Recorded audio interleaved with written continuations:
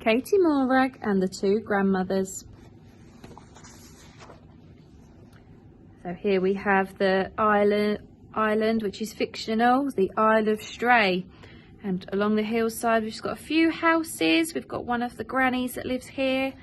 We've got a few more houses here in the main village. And then just a shop and a post office. That's all they have on the island shop-wise. And a jetty so that people can get a boat to the mainland. That's their only way of getting over to the mainland from their island. So it's a very remote bay that they live in. Not much going on, not many people there. One sunny Wednesday morning, Mrs. McColl woke Katie Morag early. "Hurry up now," she said, drawing back the curtains. "Here comes the boat. Grandma Mainland will be here soon, and you've still got this room to tidy for her."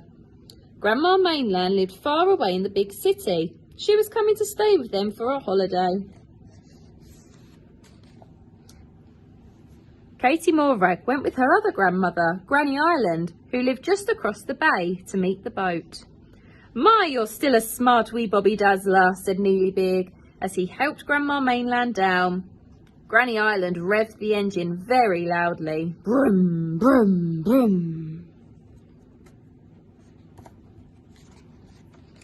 Katie Morag watched fascinated as Grandma Mainland unpacked. "Do you like this new hat I've bought for show day, Katie Morag?" Grandma Mainland asked. "Oh, her and her fancy ways," muttered Granny Island to herself. Not looking very happy in the background.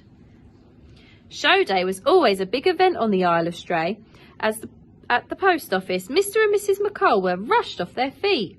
"Look where you are going," shouted Mrs. McColl as Katie Morag tripped over baby Liam. "Katie Morag, I think you're better off helping Granny Island get Elisina ready for the show," sighed Mr. McColl. Elisina was Granny Island's prize sheep. She had won the Best Ewe and Fleece trophy for the past 7 years, but she was getting old, and everyone said that Neely Big's April Love would win this year. Katie Morag ran as fast as she could past the show field, where frantic last-minute preparations were in progress, and on to Granny Islands in order to give Elisina an extra special brush and comb before the judging started. But when Katie Morag arrived at Granny Islands, Elisina was up to her horns in the boggy lock. Here she is in the lock. "A whole hillside to eat, and she wants that blade of grass," cried Granny Island in fury. Doesn't look very happy at all. "Look at your fleece, and today of all days, you old devil," ranted Granny Island when they eventually got Elisina out of the boggy lock.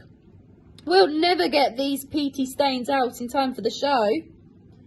"Grandma Mainland has some stuff to make her hair silvery white," said Katie Morag thoughtfully.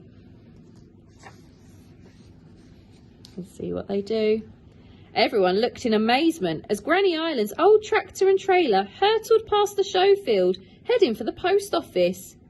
"We'll be too late," grumbled Granny Island.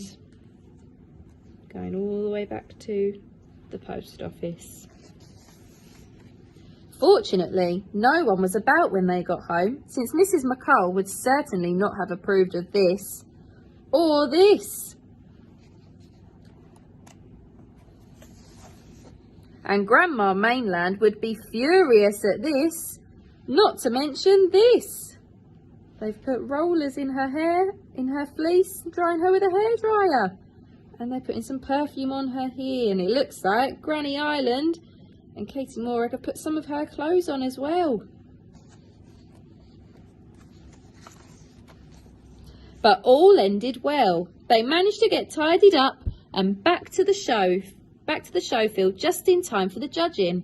And at the sight of Elisina's shiny coat and curls, the judges were in no doubt as to who would win the silver trophy again this year.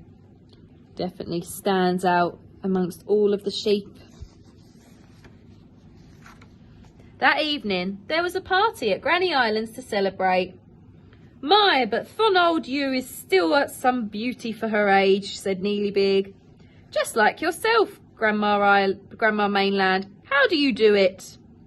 "Ah, that's my secret," said wee Grandma Mainland, fluttering her eyelashes. Katie Morag and Granny Island smiled at each other. They knew some of the secret, but would never tell.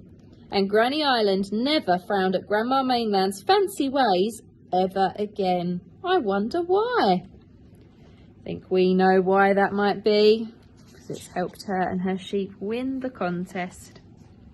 And then we've got a final picture of the Isle of Stray at night time with the sun setting behind the hillside.